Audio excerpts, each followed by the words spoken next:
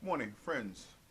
Welcome to United Lodge of Theosophy's Sunday session. Today's talk is what is the true service of humanity? A few words on the declaration, which states that the policy of this lodge is independent devotion to the cause of theosophy without professing attachment to any theosophical organization. It is loyal to the great founders of the theosophical movement, but it does not concern itself with dissensions or differences of individual opinion. The work it has on hand and the end it keeps in view are too absorbing and too lofty to leave it the time or inclination to take part in side issues. That work in that end is the dissemination of the fundamental principles of the philosophy of theosophy and the exemplification in practice of those principles through a true realization of the self and a profounder conviction of universal brotherhood. It holds that the unassailable basis for union among theosophists, wherever and however situated, is similarity of aim, purpose, and teaching, and therefore has neither constitution, bylaws, nor officers. And it aims to disseminate this idea among theosophists for the furtherance of unity. It regards as theosophists all who are engaged in the true service of humanity without distinction, race, creed, sex, condition, or otherwise. It welcomes to its association all those who are in accord with its declared purposes and who desire to fit themselves by study and otherwise to be the better able to help and teach others. The true theosophist belongs to no cult or sect, yet belongs to each and all.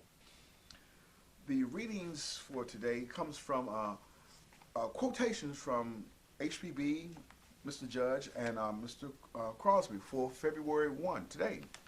And for February 1, HPB states, occultism teaches that the physical man is one, but the thinking man, septenary, thinking, acting, feeling, and living on 7 different states of being or planes of consciousness, and that for all these states and planes, the permanent ego has a distinct set of senses. And for February 1, Mr. Crosby, if anyone desires to be a theosophist, let him study theosophy as it was given by those who enunciated it. So far as the world and all the theosophists are concerned, theosophy comes from HPB and William Q. Judge, or rather through them. And for Mr. Judge, February 1, we require to have patience, not with the system of theosophy, but with ourselves, and be willing to wait for the gradual effect of new ideas upon us. And now for today's presentation, what is the true service of humanity?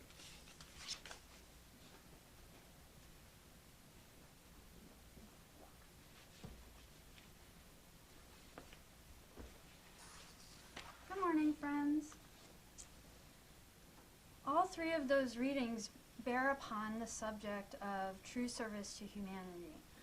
The 7 different sets of senses, waiting for the ideas to really take hold and affect one, are all part of service in the broader sense that we ourselves are part of the all, and we are connected to each and every person, being, to all matter in the universe, and that whatever we do affects everybody and everything else. So just to put a few ideas up, we usually think of service as doing something for someone, like helping someone do something or performing some sort of job. And while that's true, we're going to look at service in an even broader scope.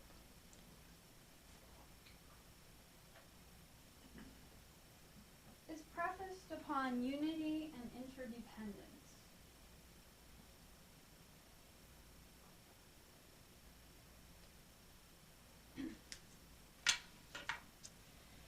We have to recognize that each one of us is from the same source, and we're going towards the same goal through the path that each human being must tread. And we should act towards others as if they were our very self. Like each one is moving onwards. Perhaps some of the beings we come in contact with are above us, or perhaps some are below. And from those above, we can obtain help. But to the ones below, we can give help. And this is one mode of service. Because there is an interdependence between all conscious beings, we should not find man raising up his hand or in war against other men. But such as it is in Kali Yuga, we see this. Inevitably, these sort of breaking the law of unity, so to speak, creates karma. And we shouldn't see in the poor case of an individual or group of people finding fault with them or with the wrong conditions, but rather each one must find fault with their own wrong relations to others, because it was at some time that they may have abused the power that they had. So that's a very difficult concept. Instead of finding fault with the wrong conditions, to look at ourselves and say, perhaps we had wrong relations in the past and created karma. What can we do within ourselves to accept and correct that? If each one disciplines himself, he will bring himself into proper relation with all the rest. Not so much outwardly, but inwardly. It's most important to sort of these ideas to permeate from the inside out, from within without, just like the universe came into being from within without.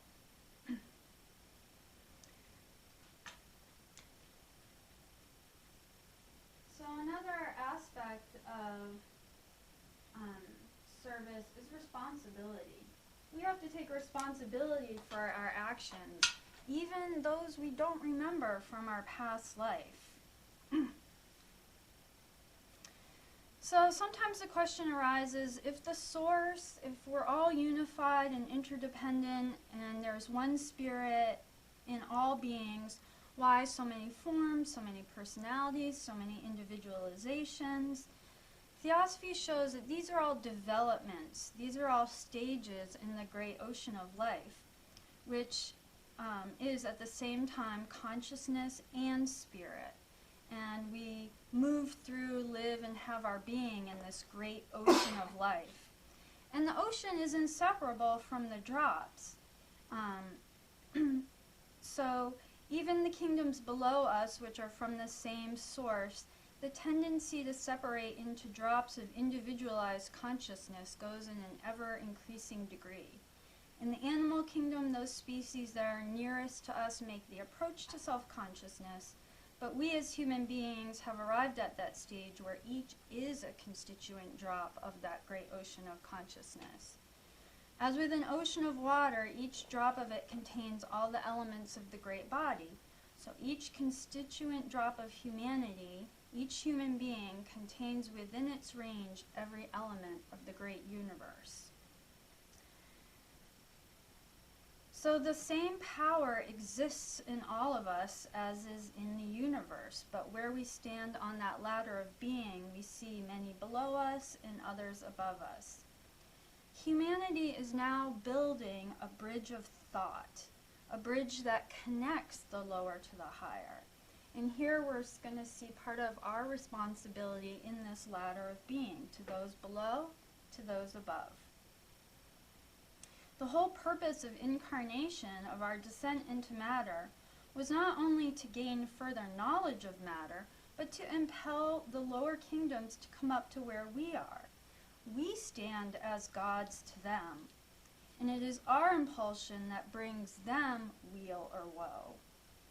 It is our misconception of the aim of life that makes nature so hard, that causes all the distress and disasters which affect us in cyclones, tornadoes, diseases, pestilences of every kind, etc., etc. All are our own doing. And this is where we have to recognize responsibility in serving others.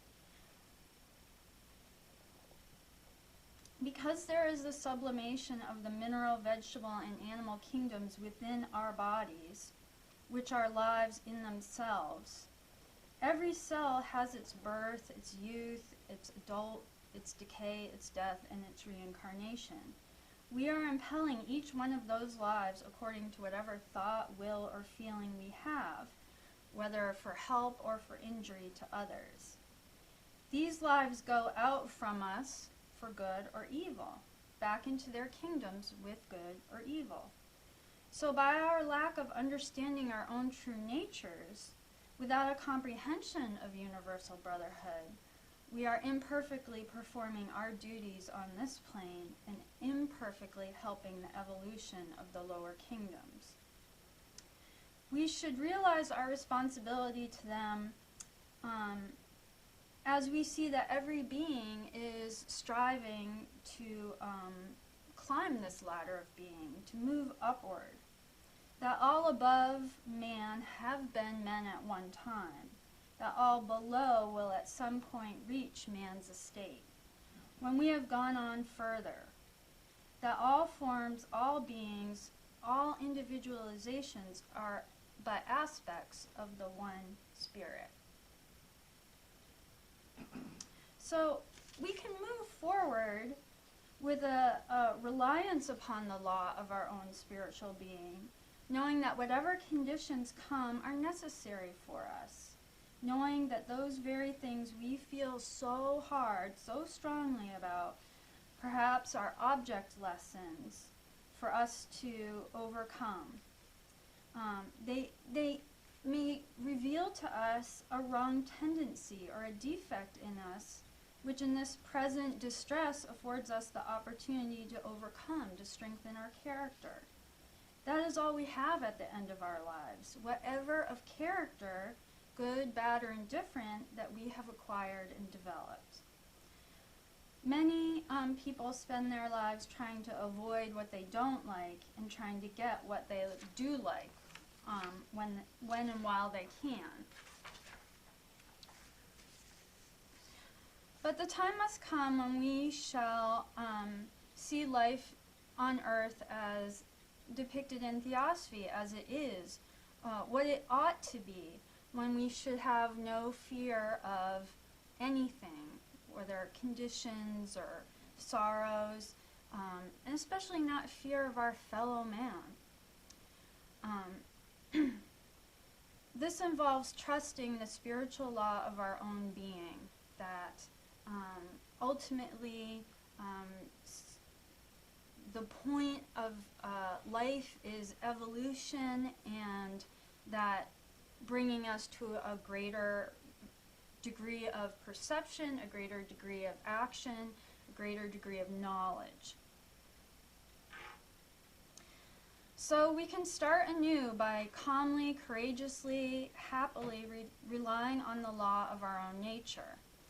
It would bring about in our daily lives, bring us in line, with that nature. For there is nothing of our action that doesn't come from the mind, and behind the mind is the motive.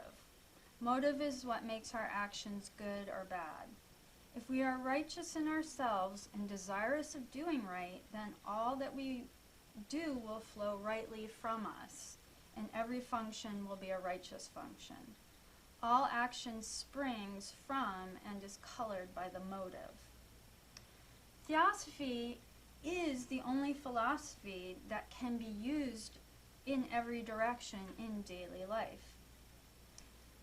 It comes from an understanding of the spirit itself, from acting for that self and as that self. For the self acts only through all the individualizations.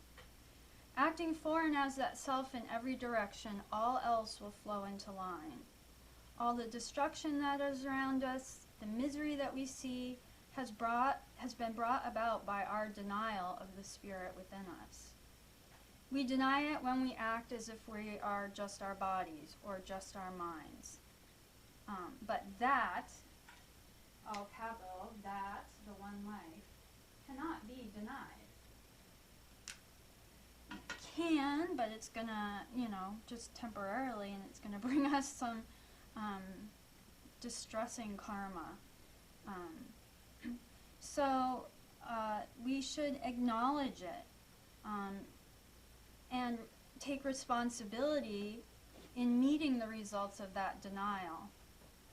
And we learn that method doesn't work. So then one seeks for truth. What is true? What is that? What is the one life? Where is it? How shall I find it? We begin to question and seek for truth. And once found, one obtains all that one could desire: hope, happiness, a better understanding of one's existence and of all existence. It was to give men all that they could take in regard to the nature of the soul that those beings, the Mahatmas, known as divine incarnations, have descended here of their own free will. They have carried this message from age to age, this knowledge of the nature of man and the purpose of life. They learned it through many civilizations of mankind, and it is this knowledge which makes them as gods to us. So the next idea that comes up in service,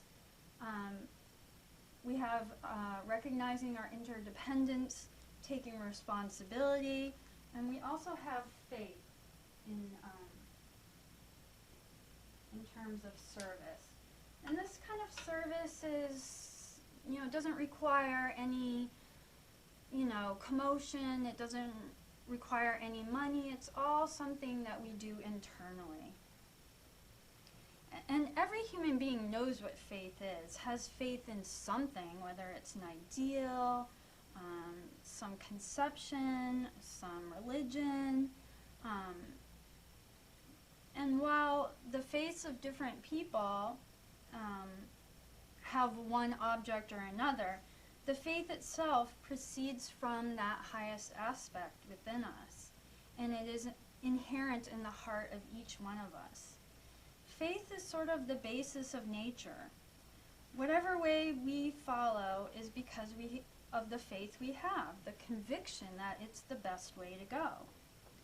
That the world is full of false faith is because of differing ideas, beliefs, and philosophies which limit itself to the means of thought necessary for obtaining that object. So the Gita talks about three kinds of faith, the three qualities: sattva, rajas, and tamas, or good, sort of selfish, and then indifferent or evil. And these limitations placed on faith, every human being does, because we're still operating in a realm of some ignorance. But faith can be awakened to the sense that we realize that it's the very base of our nature.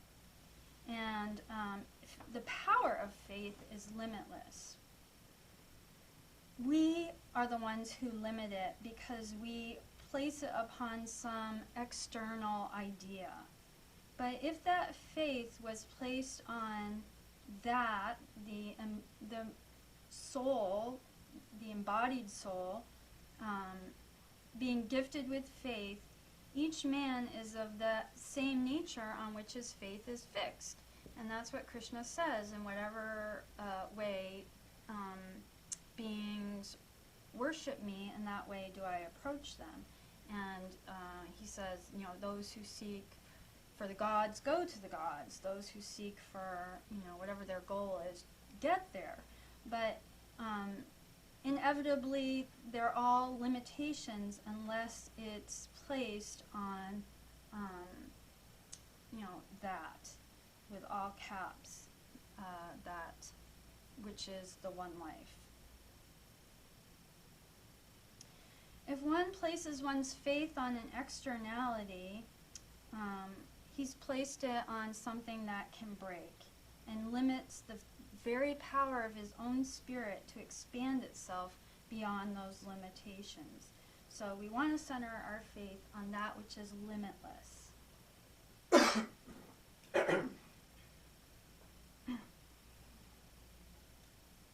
The results flowing from a false faith in a selfish ideal, wanting, fame or glory or money or whatever, must bring us effects in wrong or poor conditions at some point. They are the very limitations we have imposed upon ourselves, and we must come again and again into bodies until we rid ourselves of the defects in our nature, which those external faiths have engendered. So we need to get a basis for thought and action that is centered on the truth and not on the false. We have produced the effects we see, but we don't need to go on repeating the same mistakes like life after life. If we change our ideals, we will find a true basis of faith, and that is going to be internal. And this internal faith in the one life is the very source of the powers that we already possess, and even more. Those such as the Mahatmas are said to possess, knowledge of what is going on in the mind of others, or knowledge of spiritual realms, by applying their mind, because they do not limit themselves. They are able eventually, through concentration and meditation, to come to know these things. So, at the very root of our being is that changeless self, which we can know only within ourselves. To reach into it, we must first divest ourselves of our ideals, the false ideals in which we've received through heredity, through education, through society, etc. First, we have to divest ourselves of the idea that we are just the body. We occupy it, we use it, and we know that it's ever changing, and that it's never for one single instant the same as it was moments before. We must divest ourselves further that we are the mind, because we can change our mind and the ideas that compose it and choose other ideas. So we are not bodies, and we are not minds, and we are not both together, but we are that which sustains them both.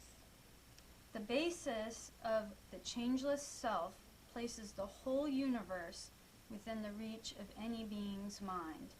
That is a stable basis for thought and action and realization. So I'm going to call that the changeless self. Internal.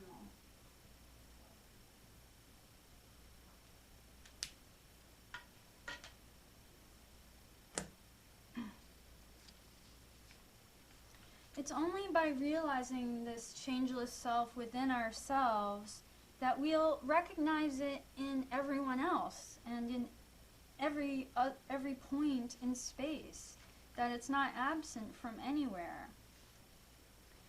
Then we will honor the spiritual nature of every being and strive to aid that being to see for himself the true path by which he can realize his true nature. We have to think and act with that true nature as our guide.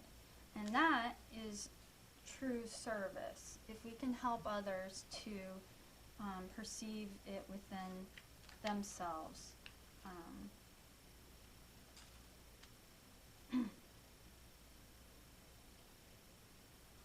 We find ourselves prevented from taking the position of the true nature at times. It seems impossible some days. We have established ideas, likes and dislikes, and feelings, which under the law of the return of impressions recur again and again. The moment we attempt to take an opposite stand, we meet the results of the combined action of all those forces within ourselves. This is what we may call the war in heaven, the war in our own nature. But if we remain true to our own spiritual nature, we will in time conquer it.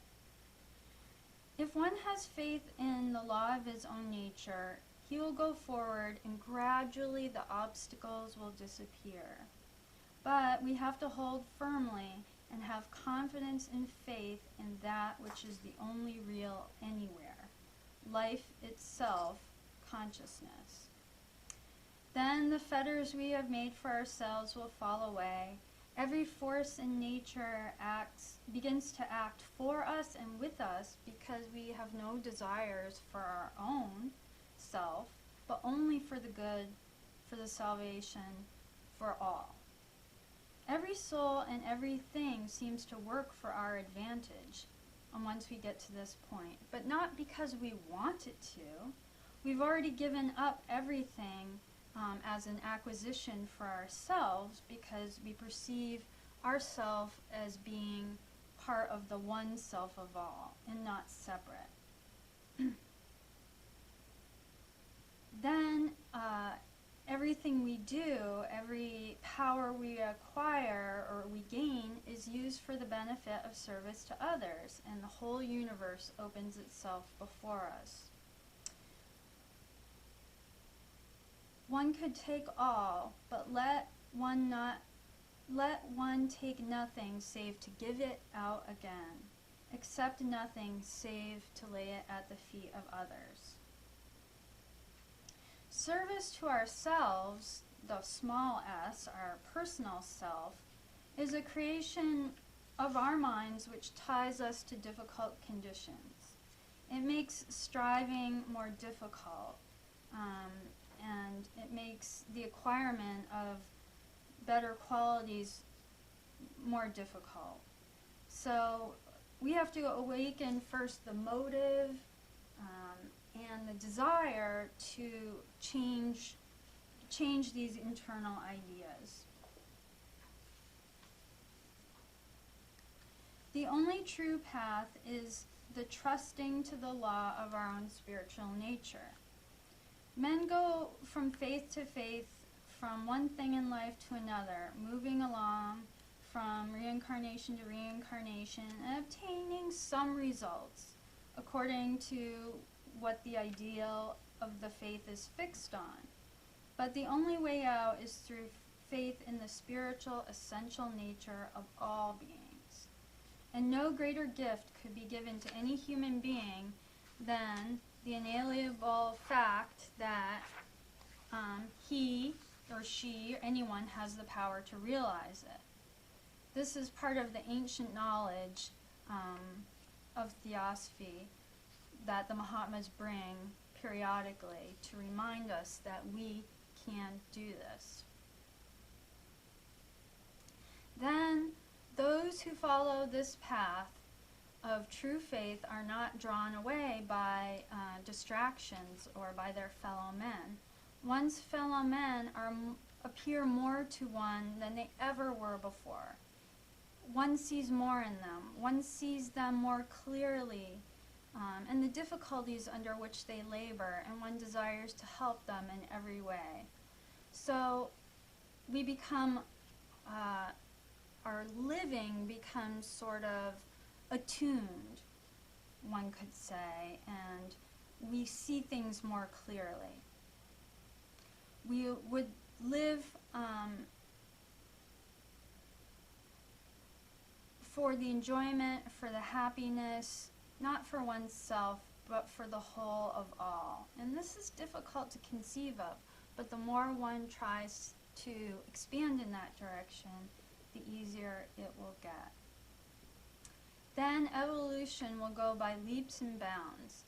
Men will be extricated from the places they have consigned themselves and move on without limit in a universe of infinite possibilities. Dwelling on that which is immortal, changeless, limitless, which is our very self and the self of all creatures, the realization will come, little by little, but surely it will come.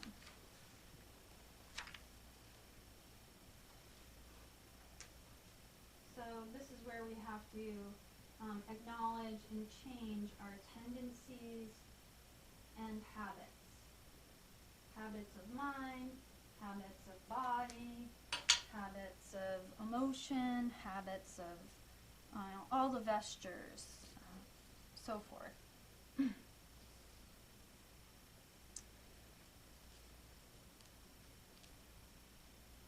So each individual being is not only the self, but in addition, the acquired experience gained through contact with other beings.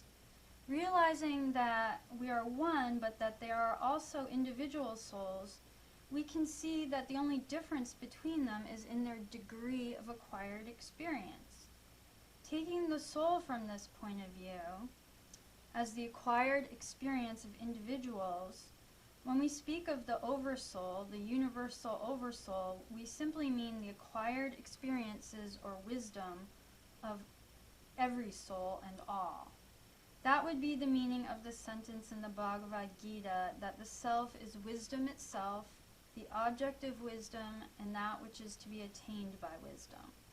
Full consciousness of the union of all. In the past, we have undoubtedly spoken different languages from those we speak now. And in those personal existences have used languages now altogether forgotten by us as persons. But the memory of those languages must be there. If we are a continuing self and preserve the continuity of experience gained, as well as the continuity of consciousness. They were expressions of the feeling and thoughts of the individuals at the time, the emotions, the hopes, the fears, the ideas, and aspirations. So, where is it recorded? It is impacted in the imperishable part of man's nature. It cannot be any spoken tongue whatever, but it is imprinted on our nature. And to understand these propositions, we have to consider that matter is in 7 states or degrees of substances, and with each of these, with 7 substates, the whole ranging from the very finest, most plastic and enduring state down to the very coarsest, what we may call the material plane, or matter as it is known and suspected by us.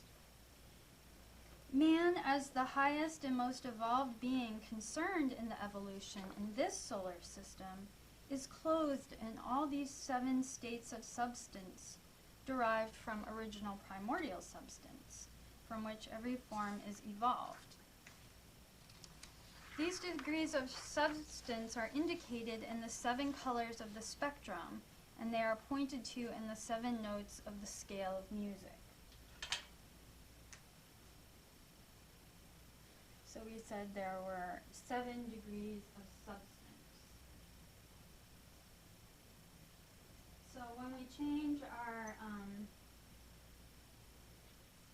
tendencies and habits, we have to be aware that it is 7-fold, and then gradually we'll come to recognize all 7 in our practical experience. But this is what the Mahatmas have put forward through the secret doctrine, that there, and not just there, but recently there, that there are 7 degrees, and that the notes and the colors are not exactly what we think they are. They represent the 7 great distinct states of matter, of sound itself, of light itself. They represent the homogeneous state from which the 7 notes and the colors are derived. Our colors and our musical notes are only replicas of these, and their reflections or correspondences in this one state of matter and sound with which we're acquainted. We know that there are 7 colors. We know that there are other octaves of color beyond those, which our eyes are unable to transmit to us. Some so high, some so low that our eyes don't register their vibrations, and the same is true with sound. Let us say that the soul includes both the one who perceives and his perceptions, both the one who knows and his experiences. The soul then has a language of its own, and that language is one of color, sound, and symbol. It is a language that may be seen, that may be heard, that may be felt. It is by means of this language of the soul that the experiences of others may become directly known to us, comprehensible to us, no matter what language we use. This is why it was said in old times, as mentioned in the Bible, that the wise understood every man speaking in his own tongue, although many different languages were used then as now. It was because these wise men could read back behind the spoken words, because they could understand the thoughts and feelings and nature of the speaker. That is why in any person's motion, even so simple an action as in moving from one chair to another, the quality of the thought, the nature of the person is clearly shown by the assemblage of colors and shades of colors produced by each action. The same with any uttered sounds or speech. No matter what, the centers in the body are set in motion, each having its own particular telltale colors and rates of vibration. Strange as it may seem to us, these colors may be heard, the sounds may be seen, the forms may be experienced, because all are merely different rates of vibration, the motion of intelligent consciousness or spirit. And they are all correlated.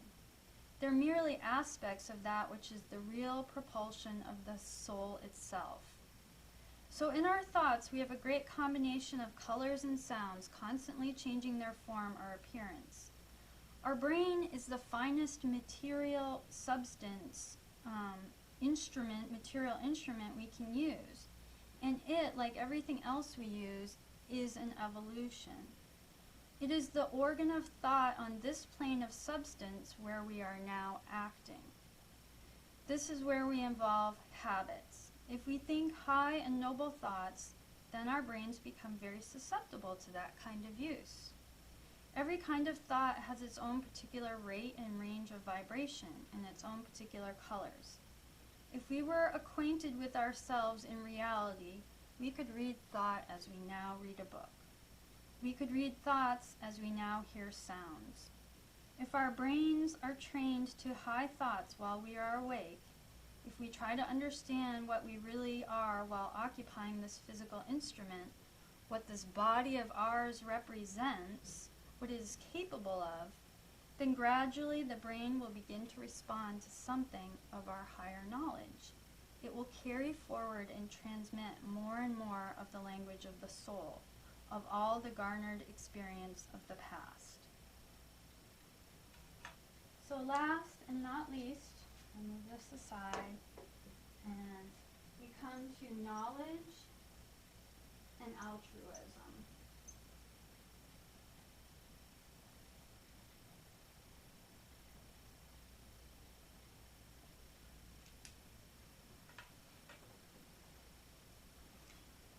The ideas that we've derived from heredity, from education, are nearly all personal and keep us on the personal plane.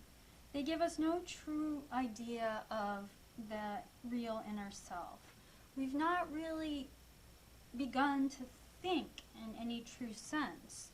And it is only true ideas that give us a knowledge of the inner nature of man. And that's why theosophy is so important. And helping others to question, to light up these ideas within their own mind is true service. Our habits are merely memory impacted in our nature, whether they be habits of body or habits of thought. Most of our mental activity is applied solely to things of this life, to things of the body. So, we reap the results of that and we continually move along a false path. Theosophy endeavors to present to man what his real nature is, that he is first, last, and all time spirit. Spirit means life and consciousness, the power to see, to know, to experience. We have all that, and this is common to all of us. But as individuals, we have not evolved as much as we could. There are those above us who are endeavoring to help us evolve to their state. We are individualized spirit, and so each have a separate individual existence, which is continuous. In that sense, we are an evolution, but an evolution of spirit, not matter. An evolution of knowledge, not of form only. And this has been obtained through us life to life by observation and experience. Whatever differences exist are because more or less experience or a better adaptation and application of it. There is no difference in the source or potentiality of any being. If we move along the path Theosophy points to, it is not uncharted. Remember, others have been along that path before us, the elder brothers, Jesus, Buddha, Krishna. So being spirit and acting under the law of our own being, we grow to realize what the whole universe means, that the universe exists for no other purpose than the evolution of the soul. The embryonic souls below us, the partially developed souls here among us, and the perfectly developed souls above us, all climbing the great stair of development, of self-evolution. No one can force us up the stairs. We may go on, remaining at the same level for myriads of lives. We may go lower. But if we are ever to make the ascent from man to superman, from soul to great soul, we ourselves must fulfill the conditions that will enable us to do so. Along these lines lies occult knowledge. There is such a knowledge, and it is far beyond what we call reason. For reason is just working from premises to conclusions, whereas real knowledge is direct cognition. We do not reason about the things we know. We do not have to reason about all the knowledge we have attained in the past. When we are on the plane of knowledge, we know without any reasoning whatever. And this goes deeper than most people imagine. It is possible for the human being to reach that stage where by looking at anything he can tell the nature of it, from its origin, all the processes through which it has passed, all the incidental relations it may have had. This is direct cognition, occult knowledge. It is to be gained by the recognition and conscious use of the powers of the inner self. It cannot be gained by reasoning, nor by the inferences reached from looking at things from outside and judging from what we are able to perceive. It is gained by what we call intuition, the acquired knowledge of all the past. Occult knowledge enables one absolutely to determine what is the nature and the essence of anything regarded. True and full intuition can come to us as a steady light only through our doing away with the false ideas that we now hold. What is required is a correction of our basis of thinking, and Theosophy gives us the true basis for right thinking and for right action. The consistent and persistent effort to think and act from the right basis draws out those powers in ourselves, and that power manifests, first of all, as the power of concentration, the ability to hold our mind upon a single subject or object to the exclusion of every other. How many of us have that power? Not many. We haven't practiced stability of mind, and we must do that in order to reap the benefit of the power of concentration. It can't be used if we imagine ourselves to be changeable, perishable beings. We have to center it on that which is permanent. We think that in order to develop, we have to change, but it's not true. We have to change our ideas, our minds, our modes of thought, and our instrument, but we don't have to change. That's where the development comes. We don't have to change who we are. If we are ever going to learn to concentrate, we must concentrate from the basis of the steady point in us, the perceiver, the spirit, the real unchanging immortal self. We cannot come or connect with that power in ourselves unless we realize that all life is one, that all beings like ourselves are on the same path. And that way we realize universal brotherhood in a spiritual sense. Altruism should actuate us in every thought, word, and deed. So in conclusion, if we consider these things, we shall see how far away we may be from a beginning in the direction of occult knowledge. But a beginning has to be made nonetheless, and the sooner we start, the better. It calls for the arousal of the spiritual will. Will is not a thing in itself, a power in itself. The will is consciousness in action, as distinguished from consciousness inactive. As soon as we think or desire in any direction, the will works. That will is weak or strong according to our ideas of ourselves, our thoughts, our desires, our aspirations, our considerations of our weaknesses and our limitations. But if we realize that we are spiritual beings and think and act in the right direction, at once the spiritual will begins to work and the power of concentration is strengthened, the feeling of responsibility grows, and the whole of nature begins to be transformed. The great transition goes on. These are the eternal verities that we ought to grasp. We ought to grasp them first and apply them in ourselves and to ourselves. And then we will find that these ideas are true. And because their truth is realized, they become as evident to us as the sun in heaven. And that is the acquirement of true knowledge, and using it to regard all others as oneself is altruism, and that is the true service of humanity. Now, if there are any comments, thoughts, questions? I had about 100, but I can't remember one or so right now. It seems like your talk brought out a lot of things, and in this student's understanding and in his development, obviously I've forgotten a lot of why I'm in the mire I'm in now, and I suppose that many of us are in a similar situation in this age of Kali Yuga, but there are others who have grown out of it, and you touched on the reasons why. I believe that's a comment. I guess I had the question is, are we here to do this all by ourselves? I mean, how far, you're saying we have to look within ourselves, and that's obviously where we start based on what you said. But do we have like that guardian angel? Do you really have that, like we've heard about so often, many of us have? And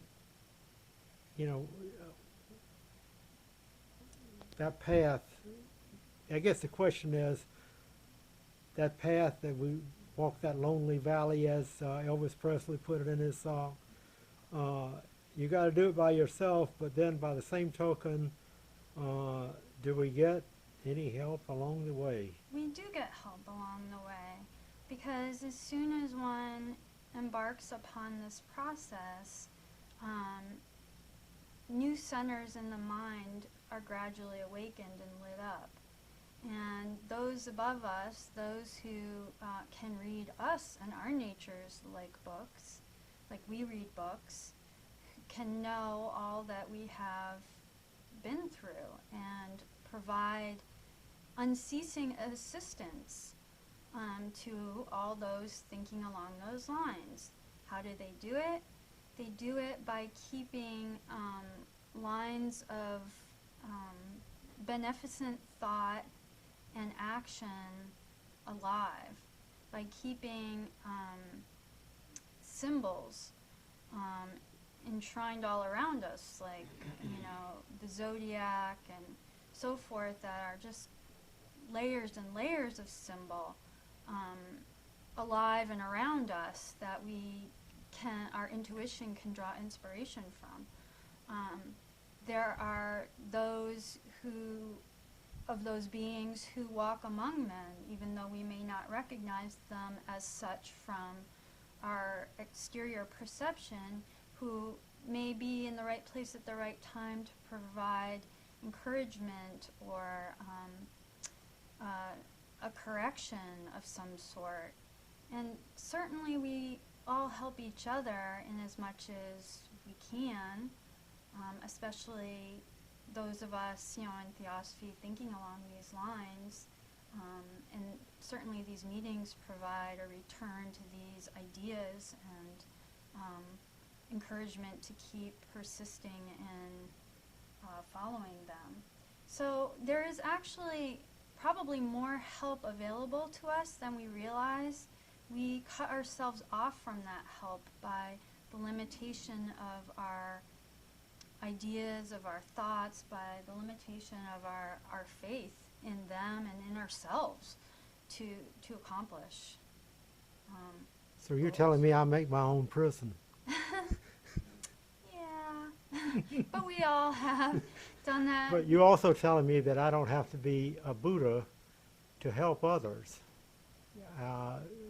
We can all help each other along the way.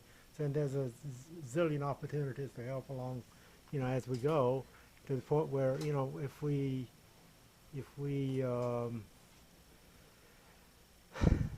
just, it's basically a point of view. If we see ourselves in a difficult situation, if we see that as an opportunity, for example, rather than something that somebody did to us to beat up on us, Yeah. that kind of thing. It was mentioned to change not our, to be upset about the conditions, but to correct our relations to others that may have caused these conditions. Even though we may not be exactly sure what those are, just taking that as the basis for further action will help set up new causes.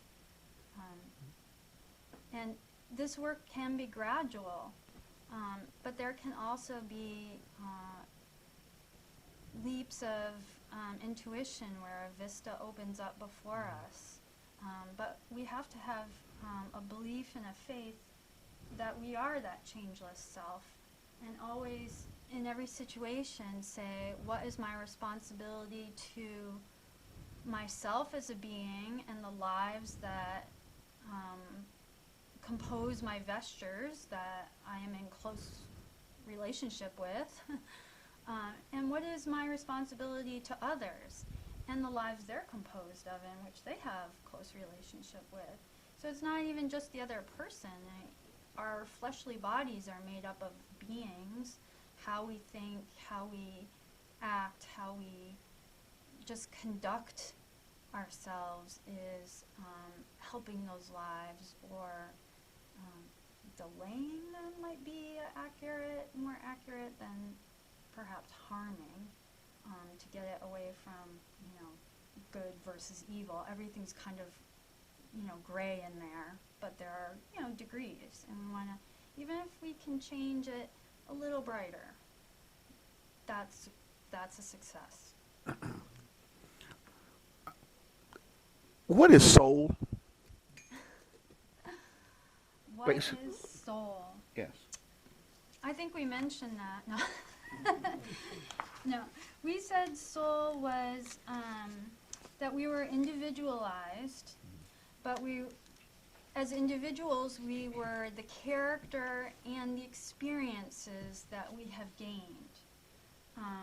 We are inseparable from the ocean, but yet we are a drop of that ocean and contain within us all the elements that are also within that ocean are within us.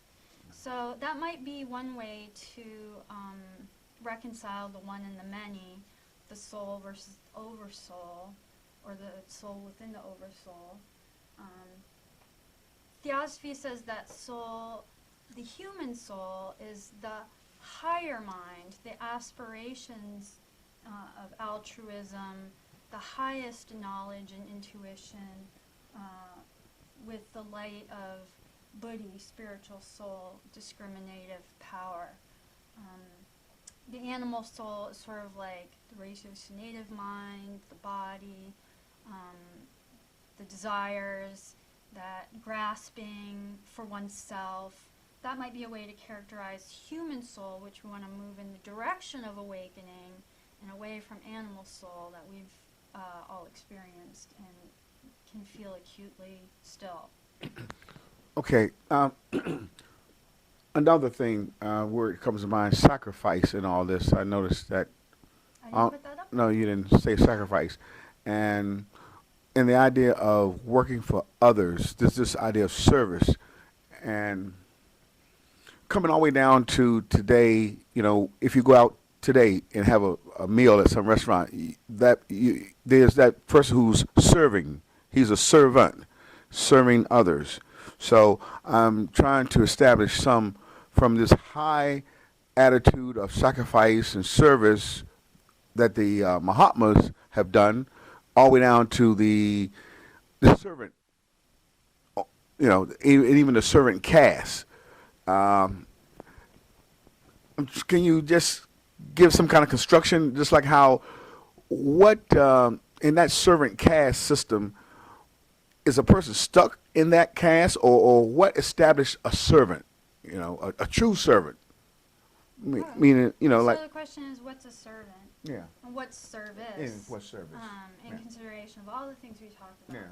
Well, we talked about a ladder of being, right? So we're going to picture a ladder. And this is how we normally picture it. But if we picture the ladder as a spiral moving upward, sort of like DNA, I suppose, that may be helpful, maybe not. But we're going to meet similar things, but at a higher level. So the same can be true of any element we spoke about. Unity on one level versus unity on a macro level. Responsibility with oneself or one's belongings versus responsibility for a family or responsibility for a career or whatever. So service can be very small. I mean, serving oneself a meal or serving one other a meal. Certainly, that aspect of being is not missing from any place in the universe. We might think someone's serving us a meal, but the Mahatmas are serving us beneficent ideation if we would just pick it up, so to speak, or attune ourselves to it. So we are all engaged in service on some level, on multiple levels. As we said, there's 7 degrees of substance. There's 7 degrees of, bases of action from which we can move, in which we can affect change. So this student would say not to try and look at it too linear, but to open that up, that idea of serving the lives within us, keeping them healthy, serving ourselves, serving, friendly conversation is serving someone. Okay, so let's say the garbage man or the trash guy, meaning Kali Yuga came up earlier in the presentation today, either through you or some other student. It seems as if we have tendencies to look differently at, the garbage guy. Since we're all serving and helping life or conditions and things like this. So I want you to address the servant caste again. Like, how is it that certain people is it their qualities that they have that they were denominated, you will be the servant caste, and therefore that caste has been looked down upon pretty much. Is that because, but yet it was constructed by those who knew that you did have certain people who had certain qualities to be servants. So is it that things are sort of like out of whack now, that's looked down upon, as well as, sometimes the garbage guy is not looked at as being important, but yet we know it is important. He's providing a very good service. indispensable service, actually, one of the most beneficial services. Yeah, I think there is, or the student remembers reading about the caste system, and that Krishna says man naturally falls into one of the castes. But we have to remember that we live many, many lives, and that every soul goes through every position and place, clean and foul alike. So it seems that because, maybe perhaps due to Kali Yuga, maybe due to that inversion of truths that servants are looked down upon, certainly they shouldn't be. It should just be seen as any other type of work. Assigning pay structures and all of that is just a current, mode of our culture, but it's part of Kali Yuga. It doesn't necessarily represent the actual value or the actual amount of work that a servant does. It might be more than someone who does less work but gets paid more. So we can't really rely on those societal things. Like it was said, we have to give up stuff that we've heard in school and we've learned from society, from religions, from heredity. We just kind of push those over, not give them a lot of room, and try and focus on that greater idea of service, because we're all constantly in service of the oneself. Quick comment along those lines.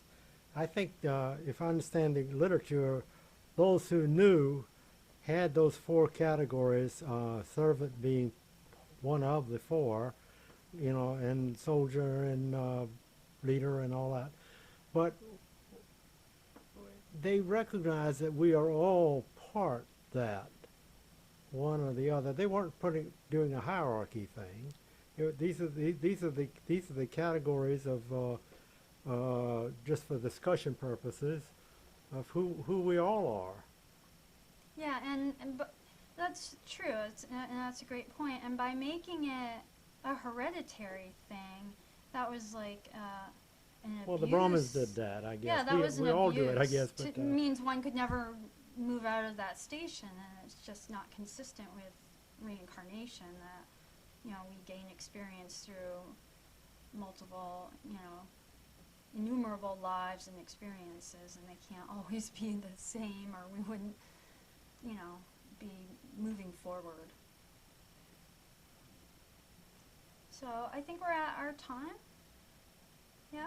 So we'll finish up today, and next week is it's Mahatmas as ideals and facts. Ideals and fact of human perfectibility. Oh, ideas and fact of human perfectibility. So Join we'll us next week at 11 o'clock? At 11 o'clock.